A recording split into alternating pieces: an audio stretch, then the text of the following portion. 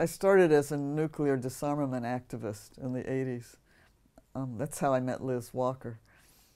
And I had become a national speaker. So I spent most of that decade in airports and airplanes and speaking, and I felt so disconnected from the earth. I worked against nuclear power in California. I helped to start what was called the Abalone Alliance, which was a California-wide network of people working against nuclear power. And we actually helped to stop nuclear power in this country for many, many years. Where do people first become environmentalists? It's really, I mean, I guess I was born in 1944 in Los Angeles. That's the year the trolley tracks were torn out. And Los Angeles was probably one of the first cities developed for the automobile.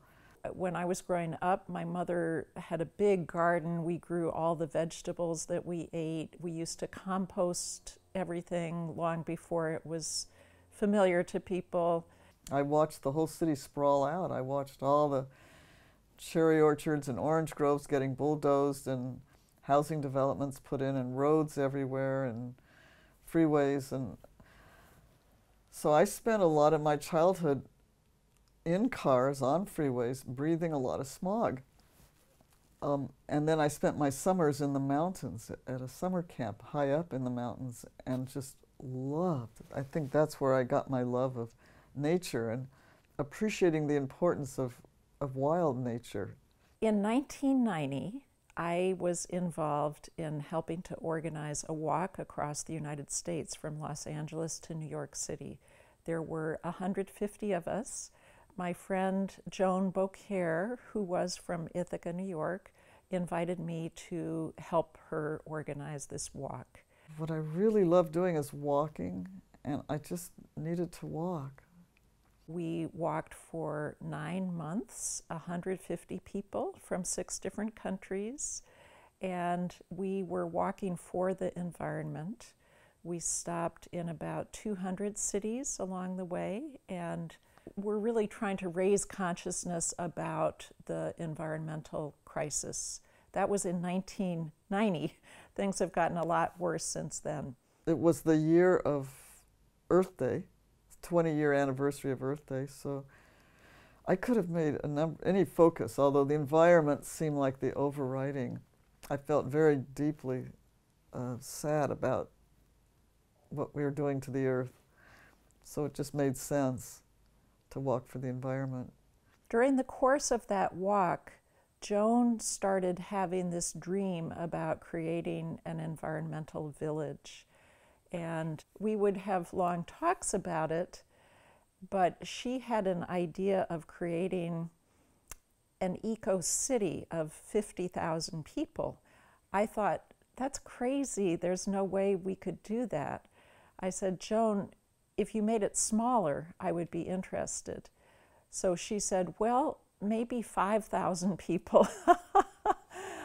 I said, Joan, that's way too big, that's a pipe dream.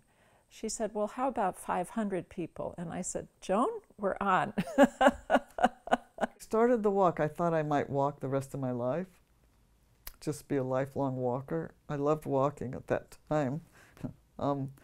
And I realized I did not want to walk on roads built for cars, that I wanted to design something different, a different way to live. And I've always felt that the way we develop our suburbs and cities, neighborhoods, is very alienating.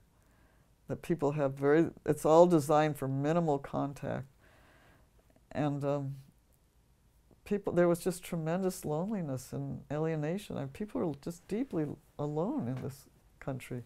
When Joan and I talked about the eco-village as we were walking across the country, she shared with me a new book which was about co-housing.